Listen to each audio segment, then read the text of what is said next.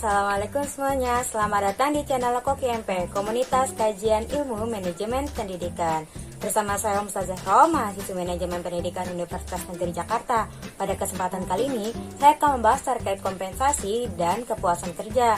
Video ini bertujuan untuk memenuhi tugas pengayaan literasi mata kuliah manajemen keuangan yang diampu oleh Bapak Amril Muhammad. Langsung aja kita mulai. Selamat menonton.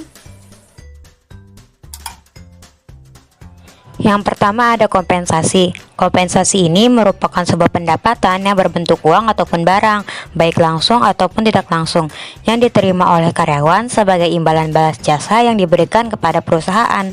Yang mana kompensasi ini menyangkut dua hal, yaitu kompensasi finansial, langsung dan tidak langsung, serta kompensasi non-finansial, yang mana cangkupannya dijelaskan dalam bagian berikut.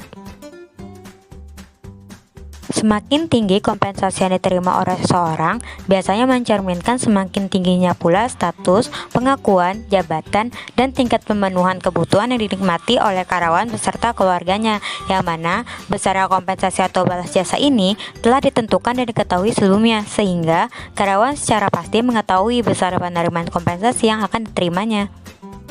Sedikitnya terdapat 5 tujuan pemberian kompensasi ini. Yang pertama, guna menjalin ikatan kerjasama, di mana karyawan harus mengerjakan tugas-tugasnya dengan baik, sedangkan si pengusaha wajib membayar kompensasi yang telah disepakati. Yang kedua, guna mencapai kepuasan kerja dengan terpenuhinya kebutuhan hidup karyawan. Yang ketiga, sebagai motivasi yang dapat mendorong karyawan dalam meningkatkan kinerjanya. Yang keempat, guna terjadinya stabilitas karyawan berdasarkan prinsip yang adil dan layak. Dan yang terakhir, guna meningkatkan kedisiplinan yang sesuai dengan prosedur perusahaan. Terdapat dua metode yang dapat digunakan dalam menentukan besaran kompensasi. Yang pertama ada metode tunggal, di mana dalam menetapkan besaran kompensasinya ini didasarkan pada ijazah terakhir dari pendidikan formal yang dimiliki oleh karyawan. Selanjutnya terdapat metode jamak, di mana besaran kompensasi ini didasarkan pada banyaknya pertimbangan seperti ijazah, sifat pekerjaan, pendidikan formal, dan lain-lain. Selain itu, terdapat dua hal yang harus dipertimbangkan agar kompensasi dapat berjalan dengan efektif. Yang pertama, sistem kompensasi harus tanggap terhadap situasi yang ada, seperti situasi ekonomi berupa laju inflasi dan lingkungan. Dan yang kedua, sistem kompensasi ini harus dapat memotivasi karyawan. Terdapat dua macam sistem imbalan. Yang pertama, imbalan intrinsik, dan yang kedua, imbalan ekstrinsik. Dalam imbalan intrinsik, imbalan ini dinilai di dalam dan dari diri mereka sendiri, yang mana tidak bergantung pada kehadiran atau tindakan dari orang lain. Contohnya, perasaan seseorang dalam mengerjakan pekerjaannya dengan baik.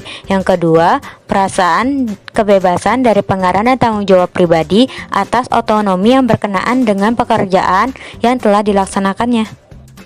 Sedangkan imbalan ekstrinsik merupakan imbalan yang diberikan oleh organisasi kepada karyawannya, seperti gaji, bonus, pujian, promosi, tunjangan yang lengkap, dan lain-lain. Selanjutnya terdapat pengertian dari kepuasan kerja, yang mana kepuasan kerja ini merupakan salah satu dari tujuan pemberian kompensasi. Kepuasan kerja adalah sikap emosional yang menyenangkan dan mencintai pekerjaannya. Sikap ini dicerminkan oleh moral kerja, kedisiplinan, dan prestasi kerja.